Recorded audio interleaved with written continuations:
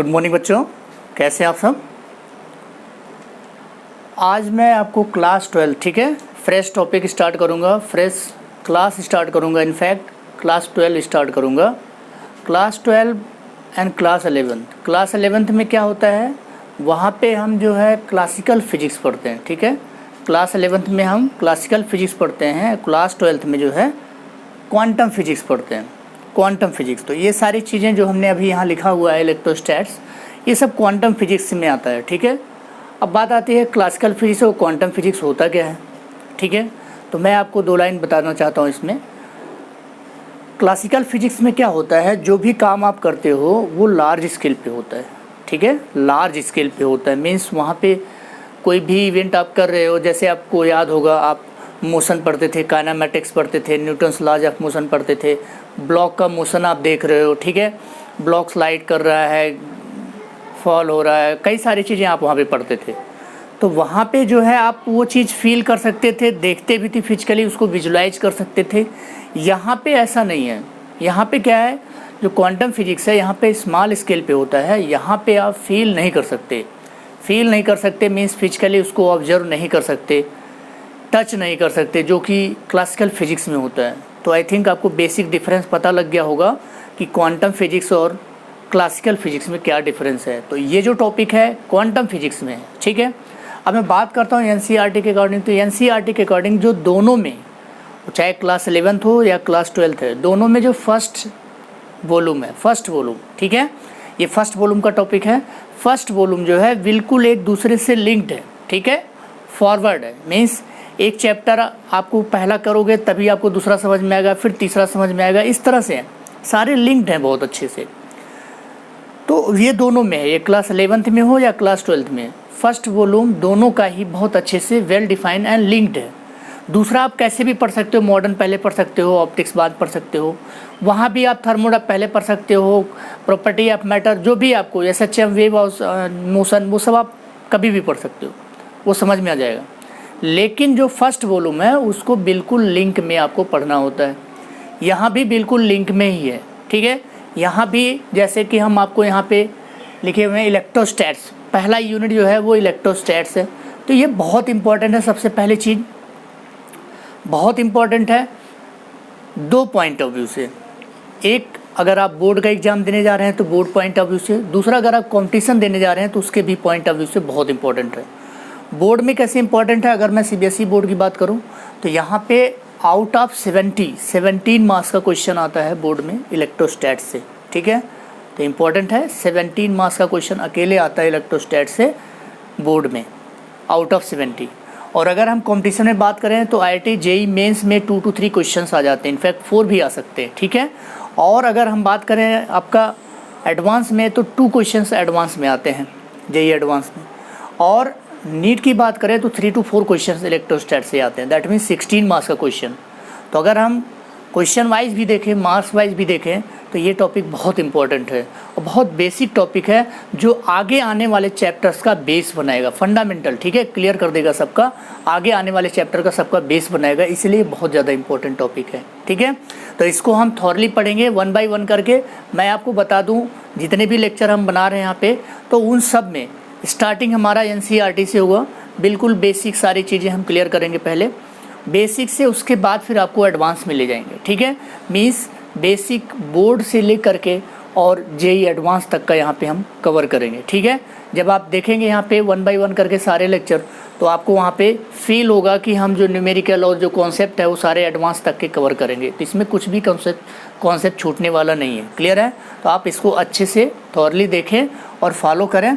तो यहाँ पे जो है हम बात कर रहे हैं अकॉर्डिंग टू NCERT। जो फर्स्ट वॉल्यूम है, वॉल्यूम फर्स्ट क्लास 12 का, उसमें पहला जो यूनिट है वो इलेक्ट्रोस्टैट्स है। इलेक्ट्रोस्टैट्स मैं पहले जो वॉल्यूम फर्स्ट है उसके सारे चैप्टर को लिंक करके आपको दिखाता हूँ कैसे हम उसको लिंक कर सकते हैं। ठीक है, सबसे पहले देखो, जैसे चैप्टर है इलेक्ट्रोस्टैट्स। तो इलेक्ट्रोस्टैट्स क्या है, नाम से पता लग रहा है, इलेक्ट्रो मीन्स इलेक्ट्रॉन हो गया, स्टैट्स मीन्स रुका हुआ है, स्टैटिक्स। ठीक है, अगर कोई इलेक्ट्रॉन रुका हुआ है तो वो क्या प्रॉपर्टी शो कर सकता है। कोई भी इलेक्ट्रॉन या कोई भी चार्ज रुका हुआ है, रेस्ट पे है, ठीक है, रेस्ट पे है, तो वो क्या प्रॉपर्टी शो कर सकता है, उसको हम पढ़ेंगे इलेक्ट्रोस्टैटिक्स में। क्लियर हो गया, उसको हम पढ़ेंगे इलेक्ट्रोस्टैटिक्स में। अब कोई चार्ज रुका हुआ है तो क्या प्रॉपर्टी, जैसे इसमें हम पढ़ेंगे इलेक्ट्रिक फील्ड प्रोड्यूस करता है, electrostatic force due to electric field क्या करता है, इलेक्ट्रोस्टैटिक फोर्स एग्जर्ट करता है, जिसको हम कूलम्ब्स लॉ पढ़ते हैं। और उसके बाद क्या होता है यहाँ पे, इलेक्ट्रिक पोटेंशियल प्रोड्यूस करता है, ठीक है। और भी बहुत सारी चीज़ें हैं, तो ये सब हम यहाँ पे कवर करेंगे। तो पहला टॉपिक आपको समझ में आ रहा, इलेक्ट्रोस्टैट्स मीन्स ऐसा टॉपिक जिसमें जो चार्ज है वो रेस्ट पे है, और रेस्ट पे रह के क्या क्या प्रॉपर्टी शो कर सकता है, वो सारी चीज़ें यहाँ पे हम कवर करेंगे। क्लियर हो गया। अब इसके बाद देखो, चार्ज रेस्ट पे है तो चार्ज मूव कर सकता है। चार्ज मूव करेगा तो उसको बोलते हैं मूविंग चार्ज। चार्ज मूव करेगा उसको क्या बोलेंगे, मूविंग चार्ज। और मूविंग चार्ज का मतलब कुछ नंबर ऑफ चार्जेस फ्लो करेंगे। नंबर ऑफ चार्जेस जब फ्लो करते हैं उसको हम क्या बोलते हैं, rate of flow of charge is called current. Rate of flow of charge is called current. तो चार्ज फ्लो हुआ, rate of flow of charge हुआ, और हम करंट में पहुंच गए, जो कि आपका सेकेंड यूनिट है, जिसको हम बोलते हैं करंट इलेक्ट्रिसिटी। ठीक है। तो आप देखो कैसे एडवांसमेंट हो रहा। पहले चार्ज रेस्ट पे था, इलेक्ट्रोस्टैट्स पढ़ा आपने, चार्ज को मूव करा दिया, करंट इलेक्ट्रिसिटी में आ गया। क्लियर हो गया। तो जैसे ही चार्ज को मूव कराया, आप करंट इलेक्ट्रिसिटी सेकेंड चैप्टर में मूव कर जाते हैं। अब इसके बाद जब करंट इलेक्ट्रिसिटी आपने समझा, करंट इलेक्ट्रिसिटी में बहुत सारी चीज़ें हैं। करंट क्या होता है, करंट डेंसिटी क्या होता है, कंडक्टिविटी क्या होता है, रेजिस्टेंस क्या होता है, पोटेंशियल डिफरेंस क्या होता है, ईएमएफ क्या होता है, पोटेंशियोमीटर क्या होता है, मीटर ब्रिज क्या होता है, व्हीट स्टोन ब्रिज क्या होता है, थर्मल इफेक्ट ऑफ करंट क्या होता है, बहुत सारी चीज़ें वहाँ पे, उसको डिटेल में वहाँ पे हम पढ़ेंगे। तो वो आपका सेकेंड यूनिट में आ गया। क्लियर हो गया। देखो दोनों एक दूसरे से लिंक है, पहले स्टैटिक था, फिर मूव किया तो करंट इलेक्ट्रिसिटी। अब देखो, अब इसके बाद क्या होने वाला, अगर करंट किसी वायर में फ्लो हो रहा है, करंट किसी वायर में फ्लो हो रहा है, तो आप देखोगे अगर एक मैग्नेटिक कंपास लेके जाओ उस वायर के सराउंडिंग में आप लेके जाओ जिसमें करंट फ्लो हो रहा है, तो आप देखोगे कि मैग्नेटिक कंपास में कुछ डिफ्लेक्शन आता है। ये एक एम्पियर साइंटिस्ट थे, उन्होंने चेक किया था, वेरीफाई किया था इसको प्रैक्टिकली। तो मैग्नेटिक कंपास उसके सराउंडिंग ले जाने में, वायर के सराउंडिंग में ले जाने में क्या होता है, उसमें डिफ्लेक्शन आता है।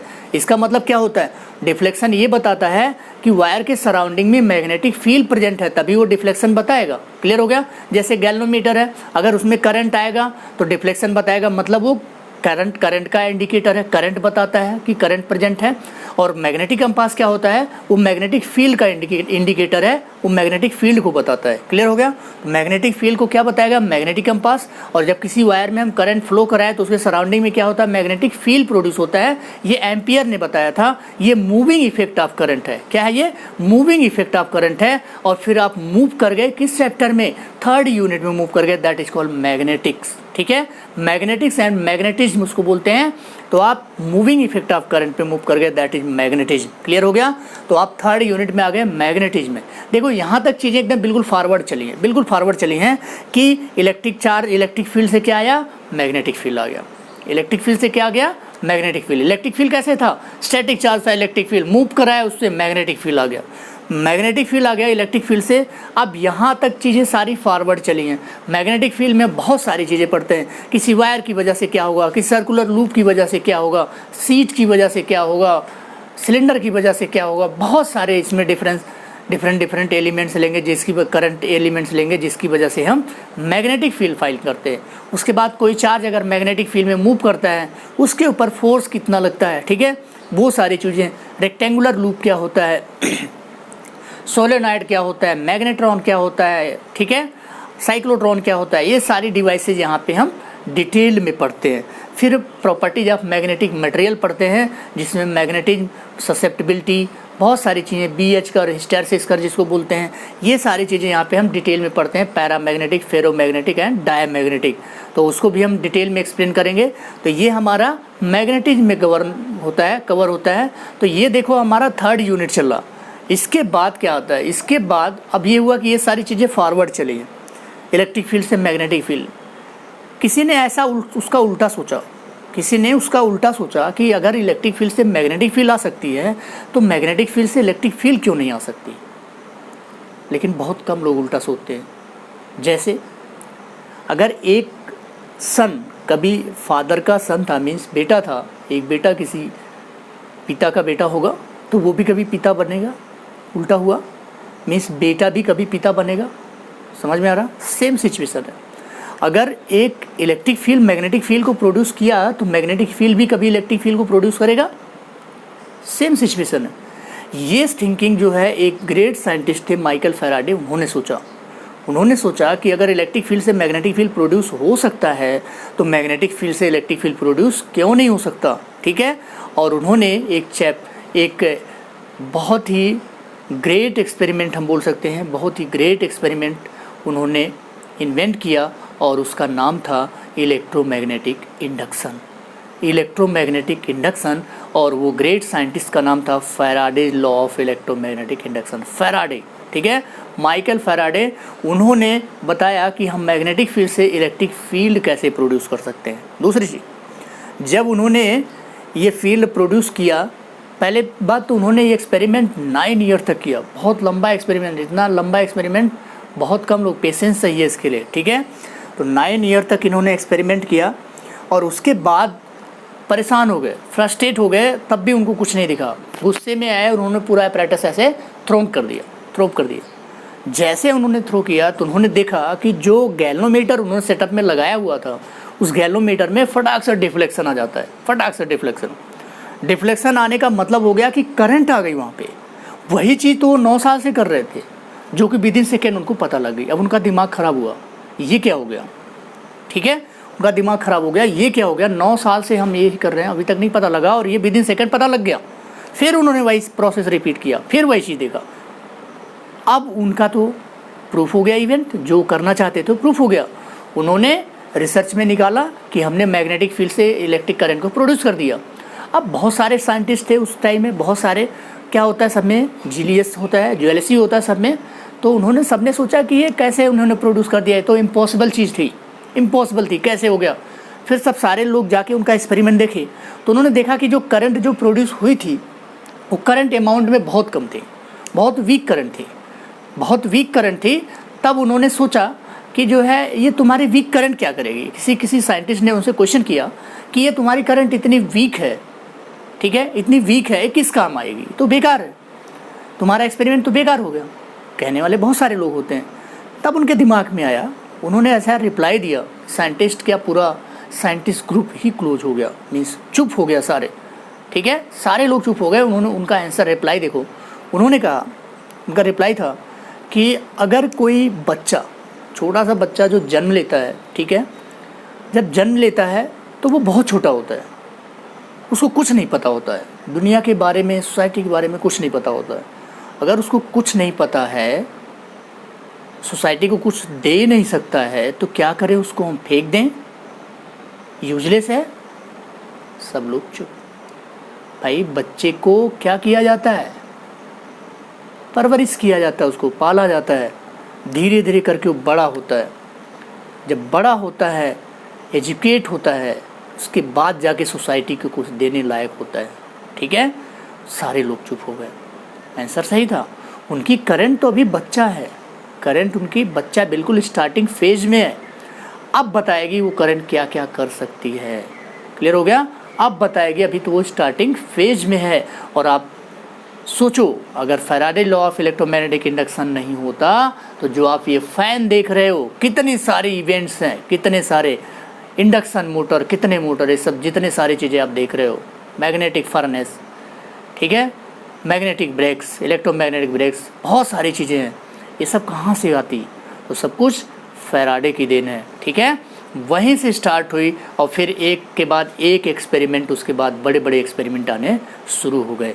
तो उन्होंने देखो क्या किया, रिवर्स बैक में आ गए। Reverse back means magnetic field से इलेक्ट्रिक फील्ड को प्रोड्यूस कर दिया, मैग्नेटिक फील्ड से इलेक्ट्रिक फील्ड को, मीन्स उल्टा हो गया।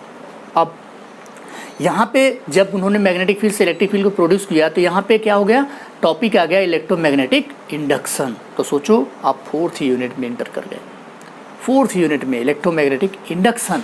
फिर उसके बाद आप AC पढ़ते हो, अल्टरनेटिंग करंट, ठीक है, अल्टरनेटिंग करंट पढ़ते हो, जिसमें जो रेजिस्टेंस, कैपेसिटेंस, इंडक्टेंस, ये सब सारी चीज़ें जो होती हैं, रजिस्टर, कैपेसिटर, इंडक्टर, इन सब का बिहेवियर आप AC सर्किट में पढ़ते हो। ये सारे डिटेल में आप वहाँ पे पढ़ोगे। इसके बाद सबसे लास्ट जो टॉपिक आता है, सबसे लास्ट टॉपिक आता है इलेक्ट्रोमैग्नेटिक वेव। देखो आप, स्टैटिक चार्ज था, आपने इलेक्ट्रिक फील्ड प्रोड्यूस किया, इलेक्ट्रिक फील्ड प्रोड्यूस किया, मूव करा दिया, करंट प्रोड्यूस किया, उसका इफेक्ट आपने देखा, मैग्नेटिक फील्ड आ गया, मैग्नेटिक फील्ड से क्या किया, इलेक्ट्रिक फील्ड प्रोड्यूस करा दिया। ये सारी चीज़ें देखो क्या एक दूसरे से लिंक्ड हैं, वेल डिफाइंड है। अब इसके बाद लास्ट जो टॉपिक है वो electromagnetic wave, that is also very topic of very great scientist, topic of very great scientist, that is Maxwell. Maxwell वहाँ पे थे, बहुत ही ग्रेट साइंटिस्ट। उन्होंने क्या बताया, देखो उन्होंने बताया कि आप अभी तक जो पढ़ के आए हो, आप अभी तक जो पढ़ के आए हो सब भूल जाओ, कोई ज़रूरत नहीं है। अभी तक आप जो पढ़ के आए हो सब भूल जाओ, कोई ज़रूरत नहीं है। मैं आपको केवल 4 इक्वेशन दूंगा, मैं आपको केवल 4 इक्वेशन दूंगा। उन 4 इक्वेशन को आप अच्छे से समझ लो, सीख लो, सारे टॉपिक जो पढ़ के आए हो सब कवर हो जाएंगे। सारे शॉक कर गए, ये कैसे हो सकता है? तो उन्होंने अपना दिमाग लगाया, इसको बोलते हैं रिसर्च, रीडिस्कवर, चीज़ों को रीडिस्कवर करना और कुछ अपना उसमें इन्वेंशन करना, उसमें ऐड कर देना, ठीक है। तो ऐसा काम किया उन्होंने क्या किया, उन्होंने कहा मेरे 4 इक्वेशन आप यूज करो, सारा टॉपिक आप कवर कर लोगे। 4 इक्वेशन क्या था भाई उनका? फर्स्ट इक्वेशन उन्होंने पिक किया इलेक्ट्रोस्टैट्स कवर करने के लिए, फर्स्ट इक्वेशन उन्होंने पिक किया गॉस लॉ। गॉस इक्वेशन है, पढ़ाऊँगा मैं आपको इलेक्ट्रोस्टैट्स में, आने वाले टाइम में लेक्चर में आपको मैं गॉस लॉ पढ़ाऊँगा बिल्कुल डिटेल में। तो गॉस लॉ का इक्वेशन जो था वो उन्होंने पिक कर दिया। गॉस लॉ से क्या होता है, हम किसी भी चार्ज या चार्ज बॉडीज़ की वजह से इलेक्ट्रिक फील्ड फाइंड कर सकते हैं, और जब इलेक्ट्रिक फील्ड फाइंड हो गया तो इलेक्ट्रिक फील्ड पोटेंशियल में रिलेशन होता है, पोटेंशियल भी फाइंड हो जाएगा। इसका मतलब पूरा टॉपिक कवर हो गया, इलेक्ट्रोस्टैट्स पूरा टॉपिक कवर हो गया गॉस लॉ से, हो गया, ठीक है। अब इन्होंने सेकेंड लॉ यूज किया। सेकेंड लॉ में क्या है, सेकेंड लॉ में इन्होंने Gauss law of magnetism use किया, मैग्नेटिक का गॉस लॉ यूज किया, B dot d s equal to 0, close loop B dot d s equal to 0। और जबकि इलेक्ट्रोस्टैट्स में नहीं होता, वहाँ 0 इसलिए हुआ क्योंकि क्लोज लाइन होती है। हालांकि इसको डिटेल में पढ़ाऊँगा आपको, मैक्सवेल इक्वेशंस में इलेक्ट्रोमैग्नेटिक वेव में पढ़ाऊँगा, तो बहुत ज़्यादा इस पर मैं नहीं आ रहा हूँ, टॉपिक में पढ़ाऊँगा। तो ये उनका सेकेंड इक्वेशन था। थर्ड इक्वेशन था उनका फैराडे वाला, E डॉट डी एल, ठीक है। E डॉट डी एल जो आपका था, जो मैग्नेटिक फील्ड फाइंड कर रहे थे, d∅b/dt, rate of change of magnetic flux, E dot D L. और फोर्थ इक्वेशन था एम्पियर का मॉडिफाइड इक्वेशन, एम्पियर ने दिया था B dot D L equal to mu naught I, उसको मॉडिफाई करके इन्होंने एक नई करंट का नाम दिया जिसका नाम था डिस्प्लेसमेंट करंट, और that is very great invention of Maxwell, ठीक है। बहुत ही अच्छा इन्वेंशन था डिस्प्लेसमेंट करंट, जिसके बारे में लोग सोच भी नहीं सकते थे, वो करंट दिया। सब लोग जानते हैं कि वायर होगा तभी करंट फ्लो होगा, उन्होंने ऐसा भी बता दिया कि वायर नहीं होगा तब भी करंट फ्लो करेगा। क्लियर हो गया? तो ये उनका ग्रेट इन्वेंशन था। देखो पूरा टॉपिक मैंने कवर कर दिया, 1 बाय 1 करके सारे यूनिट्स कवर कर दिए, और वॉल्यूम 1 आपका कंप्लीट हो गया, वॉल्यूम 1 कंप्लीट हो गया। इस तरह से हम लिंक में सारे चैप्टर्स पढ़ते हैं। क्लियर हो गया? अब आते हैं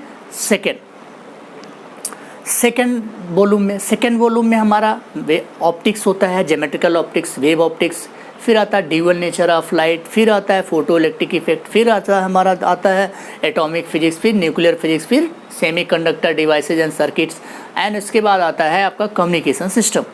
तो ये सारे टॉपिक आप कभी भी किसी को पढ़ लो, तो इसमें कोई ऐसा नहीं है कि इसको पढ़ोगे तभी ये समझ में आएगा, इसको पढ़ोगे तभी, ऐसा कुछ नहीं है। तो सारे टॉपिक को कभी भी कैसे भी पढ़ लो आपको समझ में आ जाएंगे, इनका कोई बहुत ज़्यादा रिलेशन एक दूसरे से नहीं है। तो आप कभी भी इसको पढ़ लो, किसी भी ढंग से पढ़ लो। क्लियर हो गया? बाकी अभी जो मैंने आपको एक्सप्लेन किया है बहुत अच्छे से वेल डिफाइन और वेल लिंक्ड है। अब थोड़ा सा हम टॉपिक पे आते हैं। ये जनरल ओवरव्यू था फिजिक्स का। तो इलेक्ट्रोस्टैट्स देखो बेटा, पहले ही हमने बता दिया था इलेक्ट्रोस्टैट्स क्या है। It is study about properties of charge kept at rest. कोई चार्ज रेस्ट पे रखा हुआ है, क्या क्या प्रॉपर्टीज कर रहा है, शो कर रहा है, उसके बारे में जो स्टडी होती है वो इलेक्ट्रोस्टैट्स होता है। इसको हम 2 पार्ट में करेंगे, हम बता रहे हैं आपको, थॉरली अकॉर्डिंग टू एनसीईआरटी करेंगे इसको। Lecture cover CBSE, ISC, IIT, JEE and NEET, ये सब कुछ कवर करेगा ये। इसमें आपका फर्स्ट पार्ट में electric charge and electric fields हम पढ़ेंगे फर्स्ट पार्ट में। सेकेंड पार्ट में हम इलेक्ट्रिक पोटेंशियल एंड कैपेसिटेंस पढ़ेंगे, इलेक्ट्रिक पोटेंशियल एंड कैपेसिटेंस पढ़ेंगे। तो ये सेकेंड पार्ट में पढ़ेंगे। तो अब ये हमारा एक ओवरव्यू हो गया। इसके बाद हम टॉपिक स्टार्ट करेंगे और वो टॉपिक होगा आपका electric charge. Thank you for watching this.